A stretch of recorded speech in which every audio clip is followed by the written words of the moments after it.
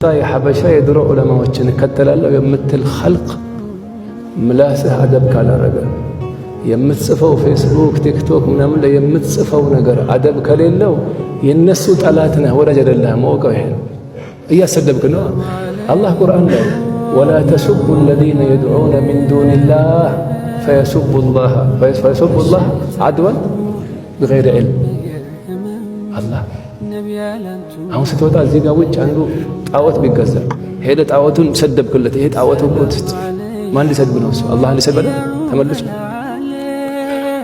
አንተ የሰው ሼኽ ስትሰድብ ማን ሊሰደብ ነው? ካነ ጀበለን ፊል ዒልሚ ወበሕረን ፊል ሒልም ሊሰደቡ እኮ ነው እሳቸው በእኔ ሰበብ።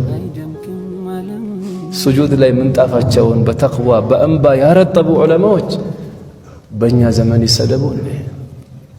በእኛ ሰበብ ይሰደቡ እንዴ? እነሱ ቢዕልምን ወአኽላቅን ወከስረቲ አውራዲ